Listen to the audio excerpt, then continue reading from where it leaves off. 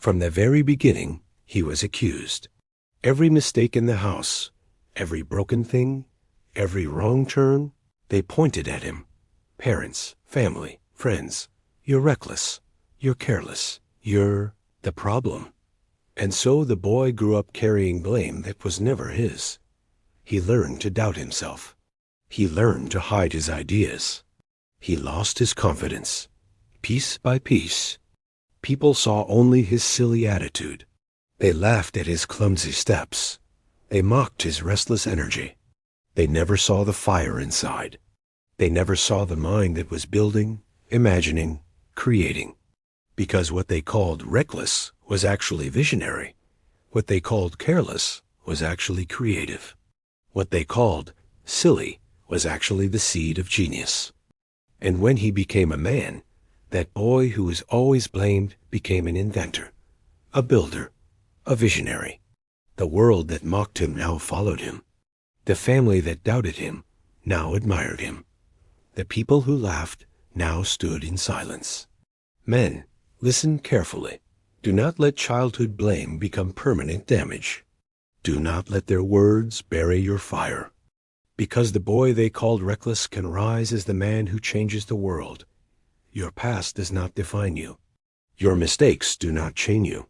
Your vision, your discipline, your fire, that is what makes you unstoppable. Rise up, stand tall, carry the scars proudly, because the boy who was always blamed is the man who will always win. This story isn't just a story. It's the reality for countless men. Let's talk about this. The weight of unfair blame in childhood is a heavy burden. It doesn't just stay in your childhood. It follows you into adulthood, shaping how you see yourself and how you interact with the world. It plants a seed of self-doubt that can grow into a forest of insecurity. You start to believe their narrative. You start to see yourself as the problem, as the one who's always wrong. This can lead to a fear of taking risks, a reluctance to share your unique ideas, and a constant need for external validation. You might find yourself apologizing for things that aren't your fault, or hesitating to take the lead, even when you know you're capable. It's a psychological cage built by the words and actions of others. But here's the crucial part. You hold the key to that cage. Acknowledging this pattern is the first step. Understanding that the blame you carried was not a reflection of your worth, but a projection of others' own fears or frustrations. This realization is incredibly powerful. It is the moment you stop being a victim of your past and start becoming the architect of your future. The energy they called restless, that's your drive. The ideas they called silly, that's your innovation. The recklessness they condemned, that's your courage to forge new paths. Think about the great innovators and leaders throughout history. How many of them were misunderstood in their youth? How many were told their ideas were foolish or impossible? Their genius was often seen as eccentricity. Their passion was mistaken for obsession. They succeeded not because they were never blamed, but because they refused to let that blame define them. They took the very qualities that others criticized and sharpened them into their greatest strengths. They channeled the frustration and the hurt into an unstoppable force for creation and change. This is the path of the visionary. So, how do you make this shift? It begins with a conscious decision to rewrite your internal script. When that old voice of self-doubt creeps in, the one that echoes the criticisms of your past, you have to challenge it. You have to counter it with the truth of who you are now and who you are becoming.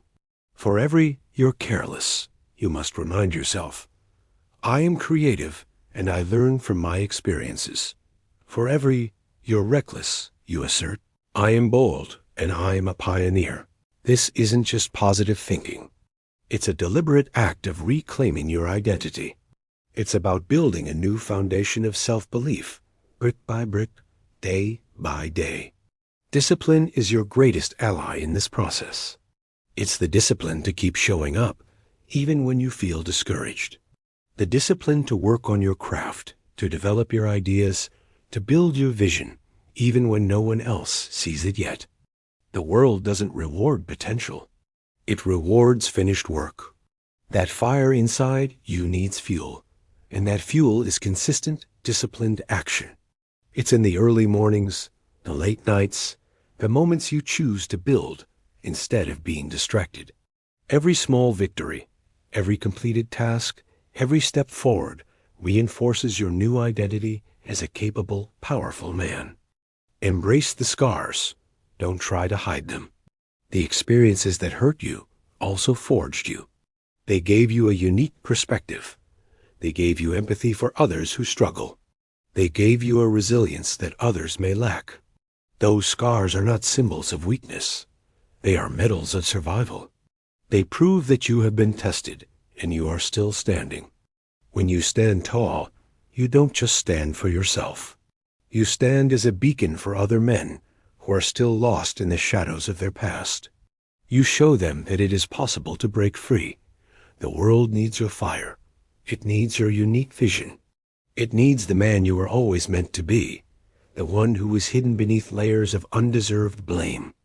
The transition from the boy who is blamed to the man who wins is not a magical event. It is a journey, a hard-fought battle that is won in the mind before it is ever won in the world. It's about taking that raw, misunderstood energy of your youth and refining it with wisdom, focus, and unwavering self-belief. So I ask you, what are you building? What vision are you bringing to life? Don't let the ghosts of yesterday's accusations hold you back from tomorrow's triumphs. The world is waiting for what only you can create. The boy they tried to break will become the man they can't ignore. Rise up. Own your power. Your story is not over. It is just beginning. Let your victory be the final word. Thank you for watching.